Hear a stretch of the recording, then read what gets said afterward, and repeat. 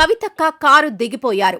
ఎట్టకేలకు ఎమ్మెల్సీ పదవికి రాజీనామాను ఆమోదించుకున్నారు. ఒక వ్యక్తిగా బయటకు వెళ్తున్నానని, మళ్లీ ఒక శక్తిగానే చట్టసభల్లో అడుగు పెడతానంటూ ప్రతిజ్ఞ పూనారు. అసెంబ్లీ ముందున్న గన్ పార్కులోని అమరవీరుల స్తూపానికి నివాళి అర్పించి కొత్త రాజకీయ పార్టీ ఏర్పాటు చేస్తానని ఆమె ప్రకటించారు. వచ్చే అసెంబ్లీ ఎన్నికల్లో తన పార్టీ ద్వారానే పోటీ చేస్తానంటూ తేల్చి చెప్పేశారు.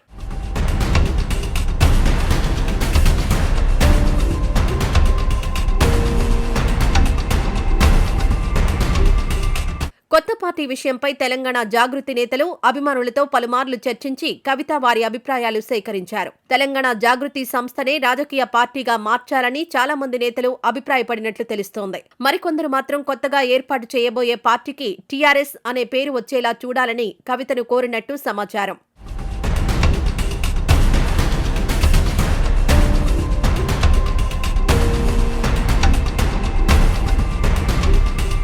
కేసీఆర్ స్థాపించిన టీఆర్ఎస్ గత అసెంబ్లీ ఎన్నికలకు ముందు బీఆర్ఎస్ గా మారిపోయింది. దాంతో ప్రజల్లోకి మళ్లీ టీఆర్ఎస్ గా వెళితే సెంటిమెంట్ వర్కౌట్ అవుతుందని కొందరు నేతలు సూచించినట్లు తెలుస్తోంది. కవిత పార్టీలో ఉండేలా చూడాలని సూచించారట.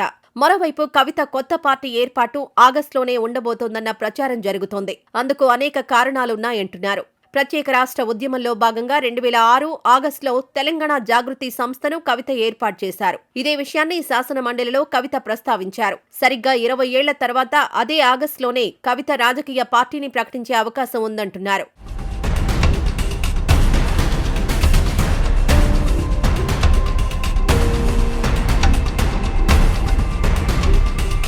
వచ్చే ఎన్నికల్లో కవిత ఎక్కడి నుంచి పోటీ చేస్తారన్న చర్చ జరుగుతోంది. గతంలో ఎంపీగా నిజామాబాద్ నుంచి ప్రాతినిధ్యం వహించిన కవిత ఈసారి అక్కడి నుంచి అసెంబ్లీలో అడుగుపెడతారా, లేక వేరే ఏదైనా నియోజకవర్గాన్ని ఎంచుకుంటారా అనే చర్చ ఊపందుకుంది. అయితే కవిత మంచిర్యాల నియోజకవర్గం నుంచి పోటీకి రెడీ అవుతున్నారని తెలుస్తోంది.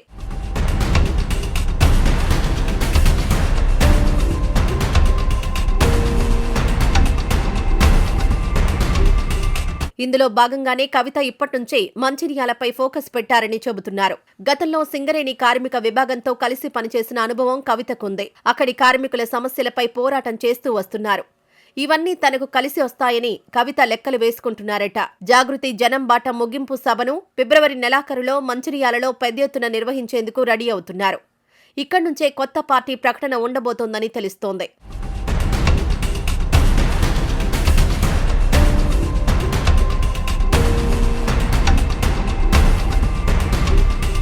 కవిత మంచిర్యాల నుంచి పోటీ చేసేందుకు బలమైన కారణాలే ఉన్నాయని ఆమె సన్నిహితులు చెబుతున్నారు. వెలమ సామాజిక వర్గం ఓట్లతో పాటు కవిత బంధుగణం ఎక్కువ సంఖ్యలో మంచిర్యాలలోనే ఉన్నారు. కవిత వెంట నడుస్తున్న జాగృతి నేతల్లో చాలా మంది మంచిర్యాలకు సంబంధించి ఉండడంతో వారంతా తన గెలుపులో కీలక పాత్ర పోషిస్తారని కవిత లెక్కలు వేసుకుంటున్నారని తెలుస్తోంది.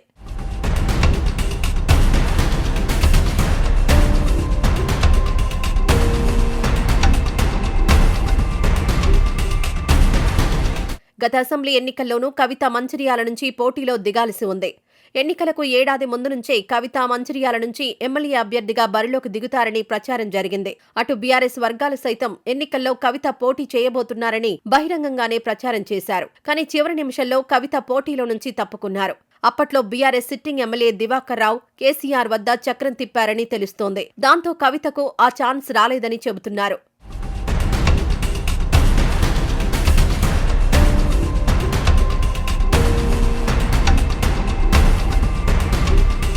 బీఆర్ఎస్ నుంచి ఏదో రోజు బయటకొస్తానని భావించిన కవిత ముందు నుంచే మంచిర్యాలపై ఫోకస్ పెట్టినట్లు తెలుస్తోంది.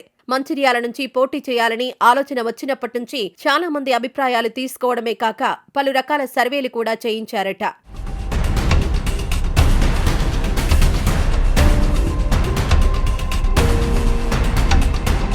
మరోపక్క మంచిర్యాల నుంచి కవిత గెలవడం అంత ఆషామాషీ కూడా కాదన్న చర్చ జరుగుతోంది. ప్రస్తుతం మంచిర్యాల నియోజకవర్గంలో కాంగ్రెస్, బీఆర్ఎస్, బీజేపీకి బలమైన క్యాడర్ ఉంది. ఒకవేళ కవిత మంచిర్యాల నుంచే పోటీ చేయాలని ఖచ్చితంగా అనుకుంటే కాంగ్రెస్, బీజేపీ, బీఆర్ఎస్ నుంచి నేతలను భారీ సంఖ్యలో తన పార్టీలో చేర్చుకోవాలి. తన పార్టీ ద్వారా కొత్త నాయకత్వాన్ని తయారు చేసుకుని రాజకీయం చేయడం, ఎన్నికల్లోకి వెళ్లడం సాధ్యమయ్యే పని కాదు. కాబట్టి ఈ 3 ప్రధాన పార్టీల నుంచి నాయకులను, అనుచరులను తన పార్టీలో చేర్చుకోవాల్సిందే. అటు మంచిర్యాలలో బీఆర్ఎస్ మాజీ ఎమ్మెల్యే దివాకర్ రావు, ప్రస్తుత ఎమ్మెల్యే కాంగ్రెస్ పార్టీ ప్రేమ్ సాగర్ రావును ఎదుర్కొని గెలవడం అంత తేలిక కాదన్న అభిప్రాయాలున్నాయి.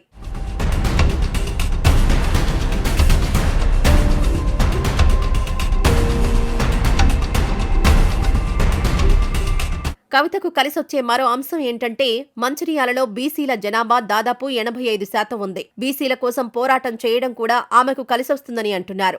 మొత్తం మీద కవిత కొత్త పార్టీ పెట్టి ఎలా నెగ్గుకొస్తారో చూడాలి.